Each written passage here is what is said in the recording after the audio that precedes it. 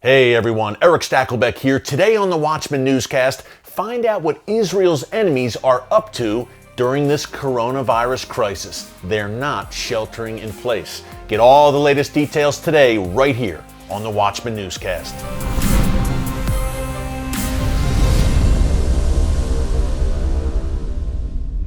Hey folks, Erick Stakelbeck here. Thank you for joining us. We continue to pray that everyone out there is safe and sound as we battle this coronavirus crisis. And we're praying Psalm 91, God's hand of protection over all of our viewers and your families. Hang in there. As you know, many countries have been deeply affected by this global pandemic. That includes Iran. Reportedly, there are some 75,000 people inside Iran that have been infected, close to 5,000 deaths due to the coronavirus. But as we discussed on a previous newscast, those numbers are probably very low. You cannot trust a tyranny, a dictatorship like the Iranian regime to come clean and tell the truth. And Iran, despite all these coronavirus troubles that it's having, has not been silent during this coronavirus. As a matter of fact, Iran and its proxies, Hezbollah, Hamas, and those Shia militias inside Iraq have been very active in pushing forward with their wicked plans against Israel and America. It's something we're going to have to deal with once again, once the coronavirus crisis passes. We're going to get into that today. Before I do, I just encourage you to subscribe to the Watchman Newscast right here on YouTube. Like what we're doing, give us a big thumbs up, and be sure to click the notification button so you get alerts every time we post a new video here. We have the newscast now every Tuesday and Thursday right here on YouTube, and we are also posting plenty of clips from the Watchman TV show, which you can see every week on TBN and the Fox Business Network. So be sure to subscribe, tell your friends, your family members, your coworkers, and your neighbors to tune in to the Watchman Newscast. Okay, the Iranian regime, as I said at the top, hit very hard by the coronavirus. Some leading government officials in Iran, some clerics close to the supreme leader of Iran, Ayatollah Khamenei, have succumbed to this global pandemic. You would think that maybe Iran would take a step back, reevaluate, maybe cut back on its terror activities, but no, folks. That has not been the case. In fact, it's been anything but. The enemies of Israel, which are also the enemies of America, the two go hand in hand. They are very active still, even as their countries have been weakened by this global pandemic, even as their economies have been weakened. They have still not taken their eyes off the very, very evil goal of destroying Israel, of dominating the Middle East, and eventually destroying the great Satan, the United States. Now, we are all, rightfully so, preoccupied right now with this global pandemic, which has pretty much shut the world economy down.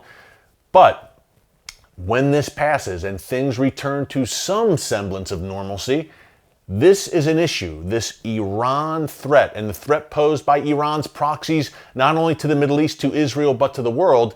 This is an issue that the world is going to have to revisit. And I believe they're going to have to revisit it very soon, because the Iranian regime, as it continues to push ahead and be very offensive-minded in its goals, it's not going to leave us any other choice. Let's take a quick look at what Iran and its proxies have been up to over these past several weeks during the outbreak of this global pandemic. Well, number one, we know that Iranian-backed Iraqi Shia militias have been very active inside Iraq, striking at American bases there. We just had another attack on March 11th. A U.S. soldier, a U.S. contractor, and a British soldier were all killed when one of these Iraqi Shia militias, sponsored and funded and supported and directed by Iran, struck at a U.S. military base. So those Shia militias inside Iraq, directed by the Iranian regime, are still very active, to the point where the United States just installed anti-missile batteries, Patriot anti-missile batteries in Iraq in order to defend against those Iranian missiles coming from the Iraqi Shia militias. So very active in Iraq through the Shia militias. That's number one. Number two, the Iranian regime with that nuclear program. Look, An Iranian opposition group just announced in the past few days that Iran has yet another undisclosed nuclear facility where they're not developing just peaceful nuclear energy, folks. The goal is a nuclear weapon mounted on a warhead. That's what the Iranian regime wants to do. They've been making a lot of noise over the past several months as the Trump administration, rightfully so, has ramped up pressure and ramped up sanctions on this regime. The Iranians have made a lot of noise about increasing their enrichment of uranium up to maybe 20%, which is a big deal because that means that Iran could have a breakout capacity and have a nuclear bomb in under a year. The Obama administration, I don't think, was really seeing ahead when they signed that disastrous nuclear deal in 2015 because this was always in the cards. This is the end game for the Iranian regime. So we have them sponsoring Shia militias in Iraq, still striking at U.S. interests there. We have them still with the end game and the goal of developing a nuclear weapon. And that nuclear weapon is not just for defensive purposes, folks. Their ideology, the apocalyptic ideology of this regime, demands that they use it.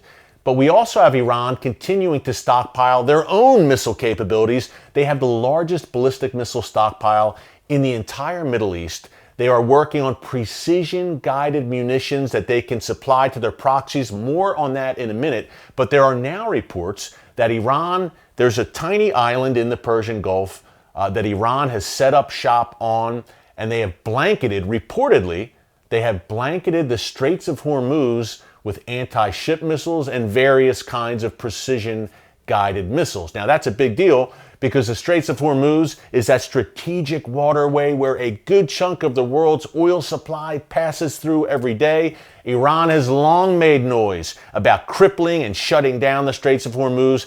And folks, the global economy right now has been seriously affected, obviously, by the shutdown due to this coronavirus. If Iran decided to shut down the Straits of Hormuz and really put a dent in the global oil supply, who knows what will happen? That's a nightmare scenario. And we saw the reach and the lethal reach and possibilities that these precision-guided missiles that Iran possesses can have back in September 2019 when they struck the Saudi oil facilities and disrupted some 5% of the world's oil supply. A very, very major deal. And by the way, what these precision-guided munitions, or PGMs, are, basically missiles and rockets that hit the target. They are precision-guided. Some of the rockets that Iran has supplied to Hezbollah and Hamas, while very deadly, sometimes are not very accurate. These PGMs, precision-guided munitions, are very, very accurate, folks. And guess what? Not only is Iran continuing to build their own stockpiles, but they want to hand them off to Hezbollah in Lebanon and in Syria, to these Iraqi Shia militias, to Hamas in Gaza, and to the Houthi Shia rebels in Yemen, which are also an Iranian proxy. By the way, when we talk about the Straits of Hormuz, one last thing there are also reports that Iran is developing what an Iranian official called a giant submarine and also a destroyer.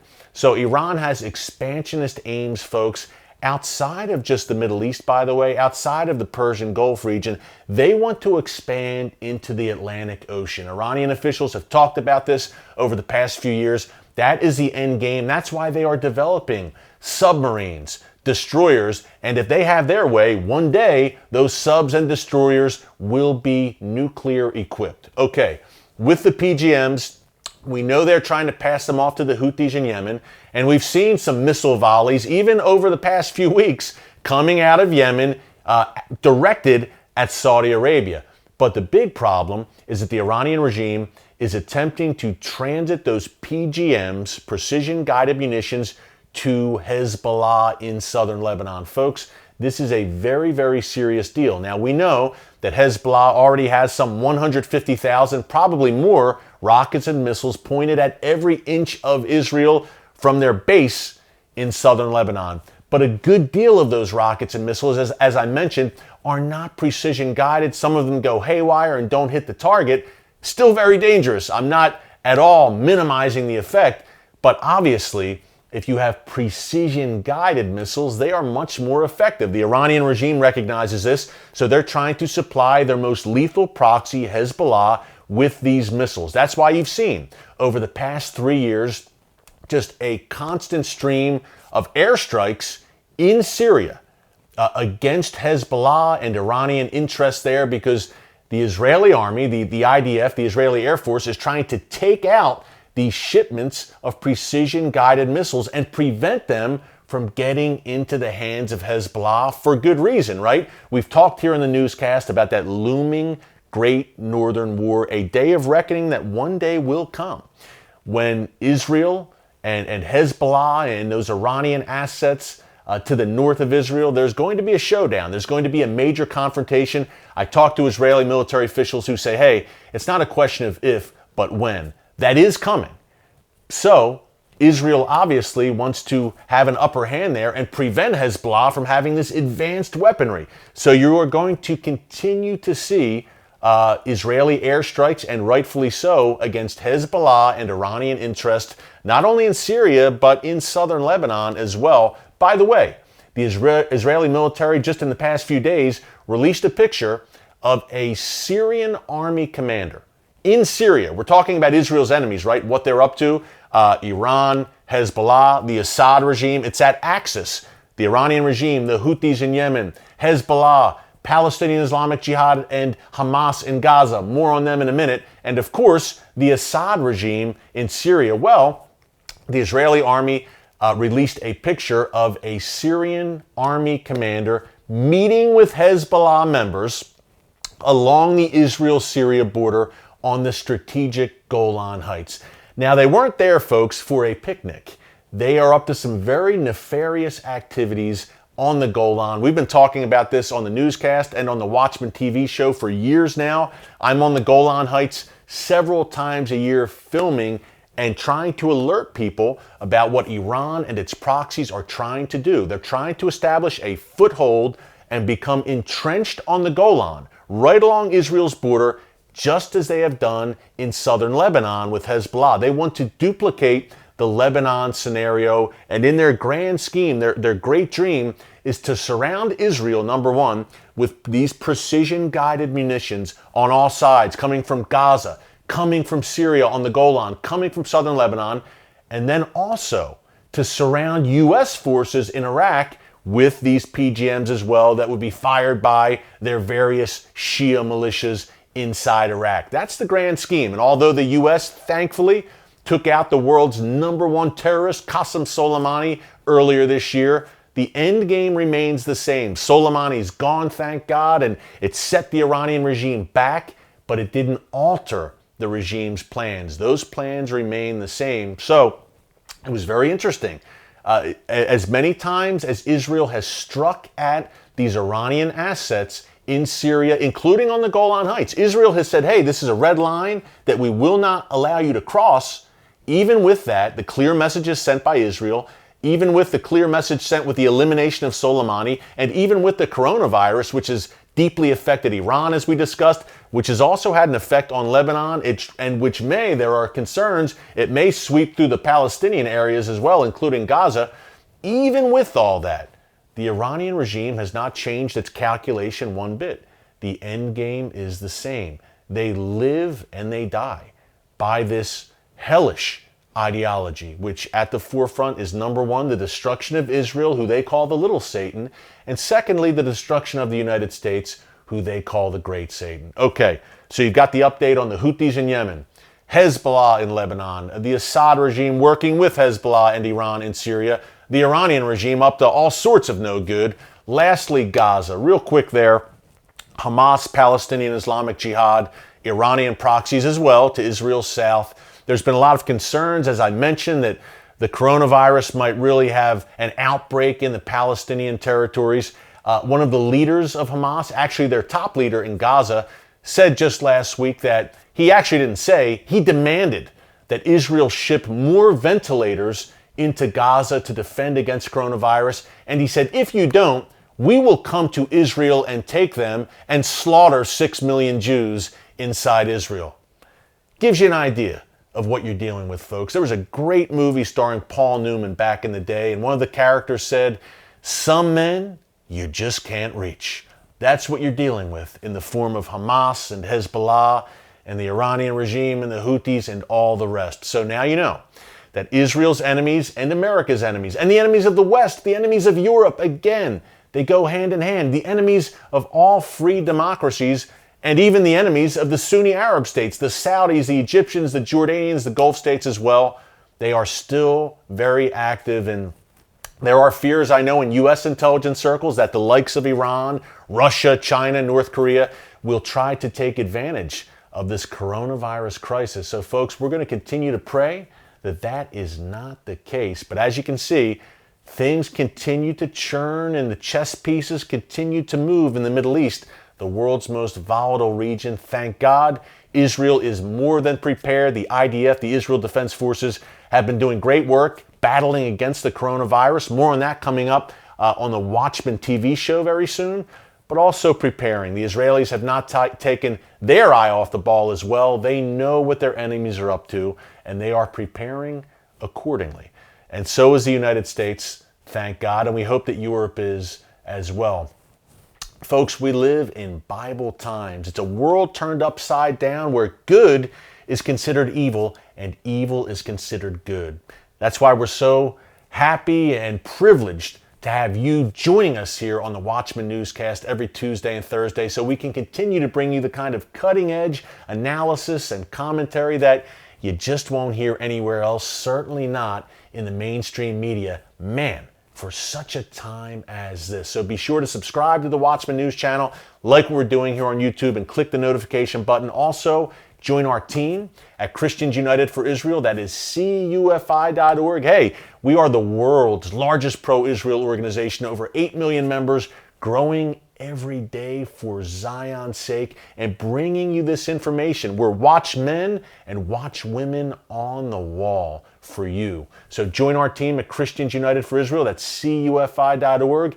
Lastly, I mentioned it earlier, check out the Watchman TV show. That's every Friday night on TBN, 10:30 p.m. Eastern, Sundays on TBN, 4 p.m. Eastern, and Sunday nights on the Fox Business Network at 12:30 a.m. Eastern. If you love the newscast, you will love the TV show because all of these places I'm talking about, Iraq, the Golan, Gaza border, Lebanon border, we are there, folks, on the TV show, on the ground in these places, giving you the on-the-ground bird's eye view, talking to top experts, government officials, military officials, intelligence officials in Israel and elsewhere, and giving you the inside, on-the-ground perspective that you're not getting anywhere else. So be sure to turn in to the Watchman TV show. And it's not just security. If you've been watching the newscast, you know, yes, we deal with the threats, the security threats to Israel and the West, but also we're talking a whole lot about biblical history and archaeology, walking where Jesus walked, walking where King David walked. We're also showing unique stories on Israeli high-tech and science and medical and humanitarian work, and showing how Israel has really become and is stepping into its destiny, its biblical destiny, as a light unto the nations, and much more on the Watchman News TV show and the newscast. So check out the TV show, though, every Friday and Sunday, TBN and the Fox Business Network. And stay tuned right here this Thursday for another edition of the Watchman Newscast. Until then, stay safe. God bless you. And remember, never hold your peace.